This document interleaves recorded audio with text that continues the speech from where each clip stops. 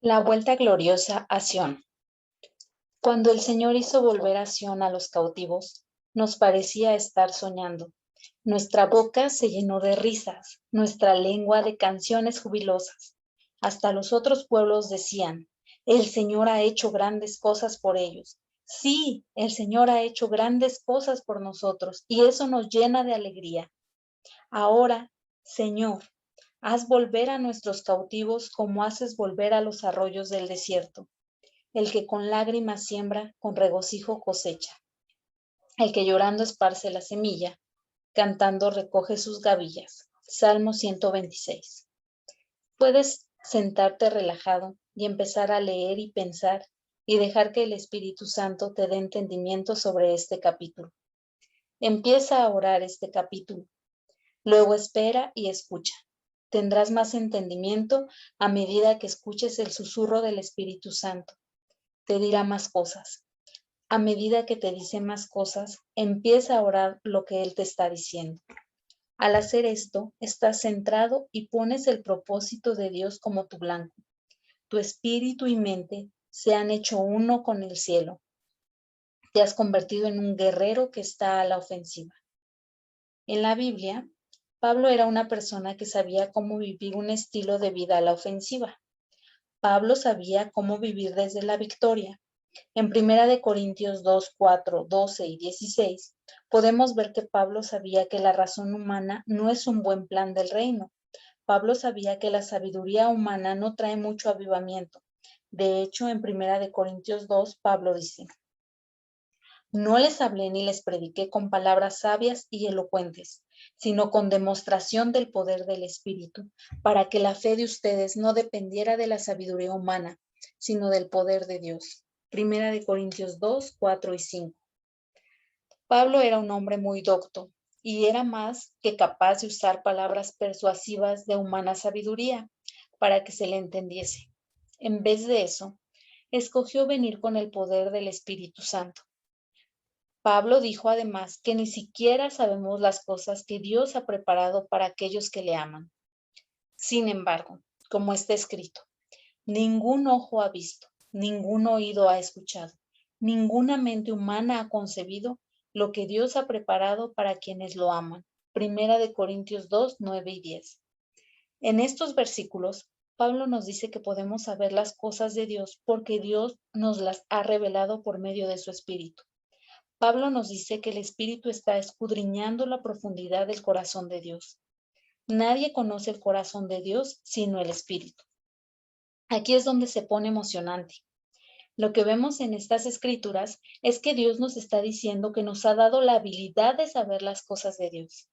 Si nos sumergimos en el Espíritu de Dios, podemos saber qué hay en el corazón de Dios. ¡Caramba! Dios quiere que le conozcamos y que conozcamos sus caminos. Una lucha espiritual. Una de las metas que tenemos en nuestras oraciones y en todo lo que hacemos en Betel tiene que ver con nuestra creencia de que Dios nos ha prometido una zona libre de cáncer. Esa es una de nuestras oraciones principales.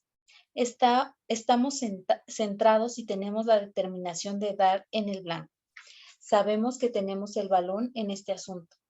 Hemos visto a muchas personas sanadas de esta maligna enfermedad. También hemos visto cómo ha muerto gente de esta enfermedad, pero sabemos que a medida que continuamos llevando la oración por medio del campo, vamos a dar en el blanco y vamos a alcanzar nuestra meta. Sabemos que esta es una lucha espiritual. Una de las cosas contra las que estamos arremetiendo es la mentalidad del mundo. Pienso que la mentalidad del mundo es una mentalidad humanista, centrada en uno mismo y carnal, y no está puesta en las cosas de Dios. Cuando más oramos, leemos la Biblia, predicamos y hacemos lo que nos llamó por medio de sanar enfermos, más deshacemos esa mentalidad. Jesús hizo eso mismo. Nos mostró cómo luchar en el Espíritu. Él derribó esa mentalidad del mundo por medio de la oración, la predicación y las obras. Una manera específica en que rompió esa mentalidad fue sanando enfermos. Si algún conocido tuyo no cree que Dios sana, pero es testigo de la sanidad de una persona después de que le hayas impuesto las manos, esto puede penetrar en esa mentalidad del corazón incrédulo. Hemos visto muchas veces cómo ocurre esto. Cuando una persona que no cree en la sanidad se convierte en creyente después de ver cómo Dios sana a alguien. No se amolden al mundo actual, sino sean transformados mediante la renovación de su mente. Así podrán comprobar cuál es la voluntad de Dios, buena, agradable y perfecta. Romanos 12:2. Para mí, esta escritura es un gran ejemplo de la mentalidad celestial. Cuando nuestra atención está fijada en Él, podemos verle más claramente. Y cuando pensamos con una mentalidad celestial, empezamos a operar con un estilo de vida que está en la ofensiva. Dios nos ha dado el balón, que es la palabra de Dios. Ahora es tu responsabilidad pasársela a otros. Acata el plan. Los hijos de Isaacar conocían las señales de los tiempos.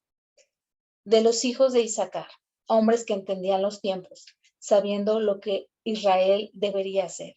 Sus jefes eran 200 y todos sus familiares estaban a sus órdenes. Primera de Crónicas 12:32.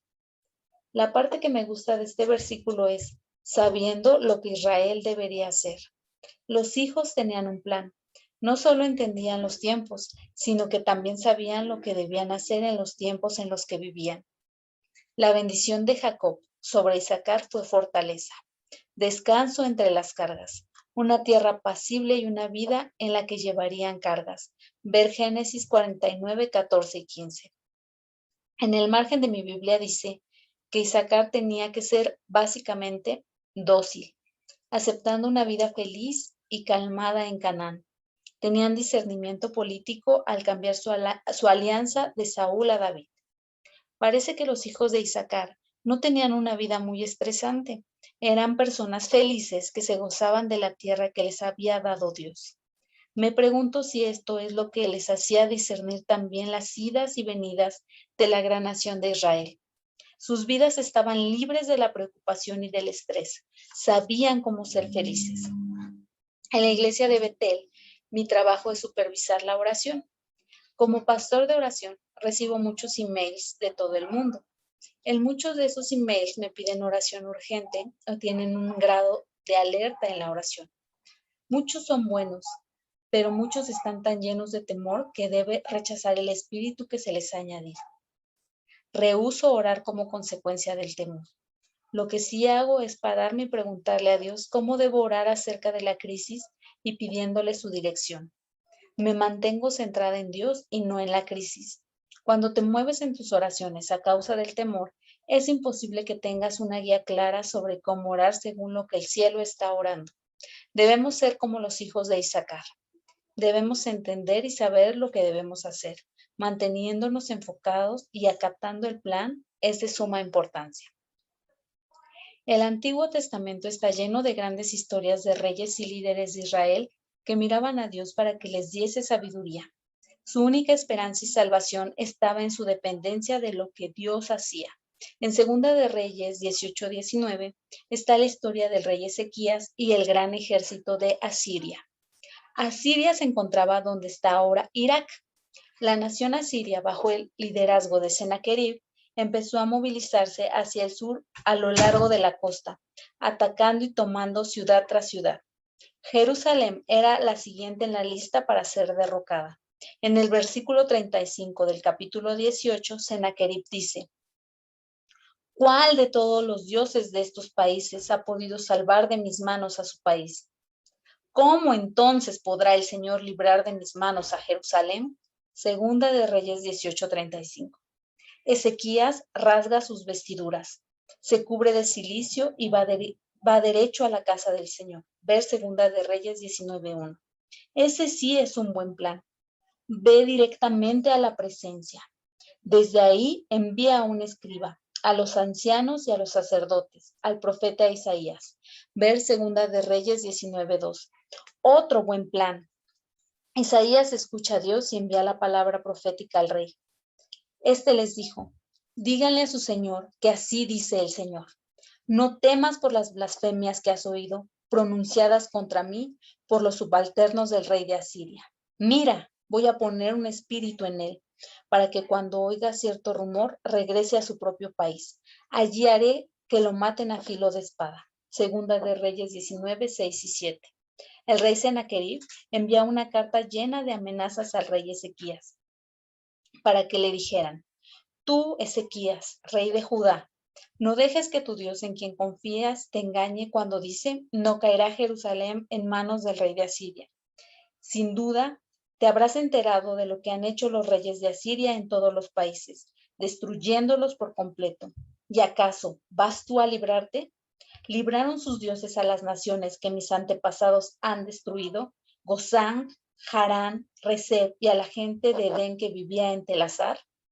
¿Dónde están el rey de Hamá, el rey de Arfat, el rey de la ciudad de Sefer Nayim o el de Jena o Iba? Segunda de Reyes 19, 10, 13. Ahora observa lo que ocurre. Ezequías tomó la carta de mano de los mensajeros y la leyó. Luego subió al templo del Señor, la desplegó delante del Señor. Segunda de Reyes 19, 14. El rey Ezequías hace un acto profético. Pone esta carta amenazante delante de la presencia de Dios. Le recuerda a Dios quién es Él. No es que Dios necesite que se le recuerden las cosas, pero tenemos que ponernos de acuerdo con el cielo. Este es un buen lugar donde empezar. Le pidió a Dios que se moviese a favor de Jerusalén. Ahora pues, Señor y Dios nuestro, por favor, sálvanos de su mano, para que todos los reinos de la tierra sepan que solo tú, Señor, eres Dios. Segunda de Reyes 19, 19. Isaías vuelve a enviar mensaje al rey Ezequías y le dice que a causa de que ha orado contra Sennacherib de Asiria, Dios le ha oído y le va a responder. Ver Segunda de Reyes 19, 20. Ese fue un día feliz para Jerusalén. ¡Qué plan tan maravilloso! Un acto profético trajo la respuesta. Habló al nivel invisible. Este acto profético vino contra un gran imperio demoníaco. Esa misma noche el ángel del Señor salió y mató a 185,000 hombres del campamento asirio. A la mañana siguiente, cuando los demás se levantaron, allí estaban tendidos todos los cadáveres. Segunda de Reyes 19.